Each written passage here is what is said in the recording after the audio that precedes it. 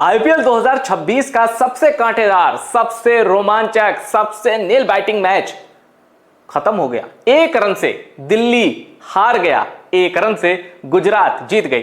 लोग कह रहे हैं कि भाई दिल्ली को गुजरात वालों ने नहीं हराया, दिल्ली को हराया एक अंपायर ने। क्या है पूरी कहानी और कैसे वाकई जो मैच सुपर ओवर जा सकता था वो मैच दिल्ली हार गई एक रन से, और अंपायर पर सारा गुस्सा क्यों निकाल रहे हैं दिल्ली के फैंस, आइए मैं आपको इस वीडियो में समझाता हूं।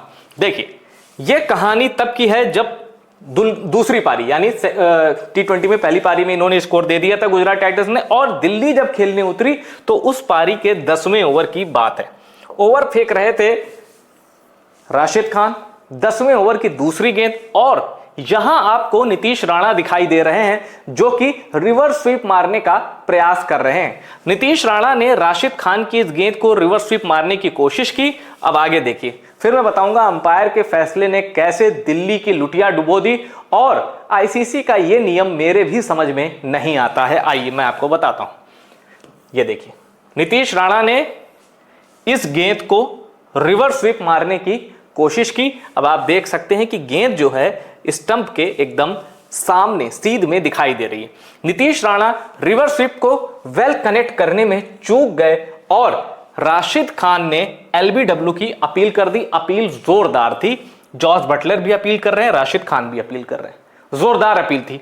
और इस अपील के बीच यह है केएल राहुल और यह है नीतीश राणा, इन लोगों ने एक रन ले लिया।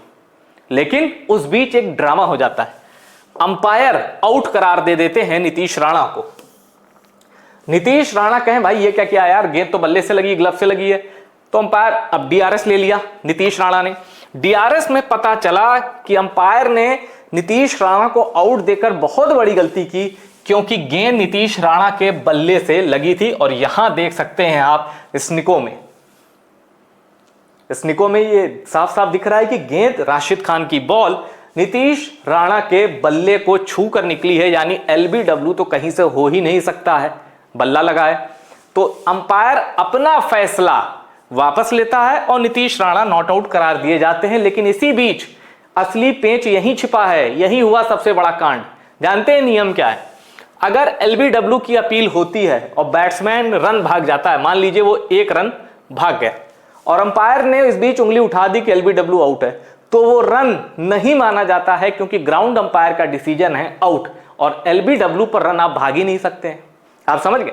अगर आप रन भाग रहे हैं और बॉलर ने अपील कर दी एलबीडब्ल्यू की, और अंपायर भले ही आपके बल्ले से गेंद लगी हो, अंपायर को लगा कि नहीं यार मामला क्लोज है, ये गेंद बल्ले से नहीं लगी, मुझे तो ये गेंद स्टंप पे जाती हुई दिख रही है, तो अंपायर ने उंगली उठा दी, तो बल्लेबाज हो गया आउट। अब डीआरएस लेकर भले ही बल्लेबाज बाद में नॉट आउट हो जाए, लेकिन चूंकि ऑन फील्ड अंपायर ने आपको एलबीडब्ल्यू आउट दिया है, इसलिए आपने जो रन भागा है वो आपको नहीं मिलेगा। तो इस केस में हुआ क्या? इस केस में यह हुआ कि जो रन नीतीश राणा और केएल राहुल भाग गए थे वो रन इनको नहीं मिला, नीतीश राणा को नहीं मिला और दिल्ली की टीम को नहीं मिला। तो इसका नतीजा क्या हुआ? नतीजा अंपायर ने डीआरएस में अपनी गलती मानी और कहा कि नीतीश राणा आप भाई नॉट आउट हैं, खेलिए। पर कांड हो चुका था। कैसे?